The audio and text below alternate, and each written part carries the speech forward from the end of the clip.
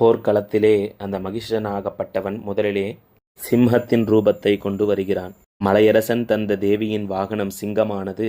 சோமநந்தி என்று அவரின் பெயர். அவர் அந்த சிங்க ரூபம் கொண்ட மகிஷாசுரனை பலவிதமான தாக்குதல்களினால் போரிலே மிகப்பெரிய பயத்திற்கு ஆளான அந்த மகிஷாசுரன் தனது அந்த எருமையின் ரூபம் கொண்டு, காட்டெருமை ரூபம் கொண்டு கூர்மையான அந்த கொம்புகளினாலே ஆதிபராசக்தியை தாக்குவதற்காக காற்றிலே சீறிக்கொண்டு பாய்ந்து வருகிறான். அச்சமயம் ஆதிபராசக்தியோ தன்னிடத்தில் இருந்த அந்த கூர்மையான சூலாயுதத்தை கொண்டு அந்த மகிஷாசுரனை தாக்கினான். ஆதிசக்திக்கு பலவிதமான கரங்கள், சகஸ்திரபுஜம் ரூபிணியாக எழுந்தருளினாள். கோலாகலமாக ரணச்சண்டிகையாக, ரணகாளியாக, அம்பாலாகப்பட்டவள் விஸ்வரூபம் கொண்டு அந்த மகிஷாசுரனை சூலத்தினாலே குத்தினாள்.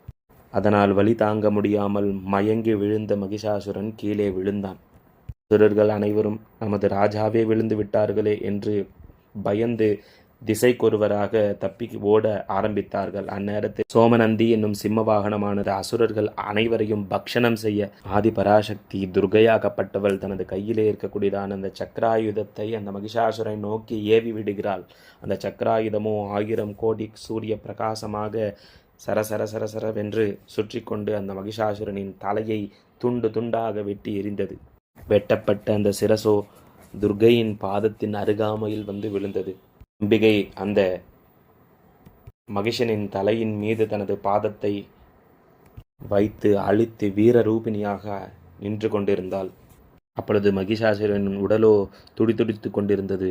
அதை பார்த்து அசுரர்களெல்லாம் பயந்தார்கள். அந்த அசுரர்களையெல்லாம் தேவியின் சிங்க வாகனம் கடித்து குதறி அவர்களையெல்லாம் சாப்பிட்டு விட்டது.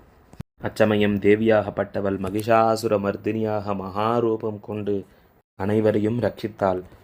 தேவர்கள் அனைவரும் பூமாரியாக பொழிந்து அம்பிகையை ஸ்தோத்திரம் செய்தார்கள். மகிஷாசுர மர்தினி ஸ்தோத்திரமானது அந்த ஸ்தோத்திரம். இப்படியாக அந்த மகிஷாசுரன் அகங்காரம், ஆணவம், கர்வம் ஆனது அழிக்கப்பட்டது. அந்த மகிஷாசுரனுக்கும் அம்பிகையாகப்பட்டவள் மோட்சத்தை கொடுத்தாள். தன்னுள்ளே ஐக்கியமாகிக் கொண்டால் அவனது ஆத்மாவை. விஜயம் என்பது அம்பாலை சேர்ந்து சரணாகதி அடைந்தது. அந்த 10ஆம் நாளே விஜயதசமி என்று ஆனது.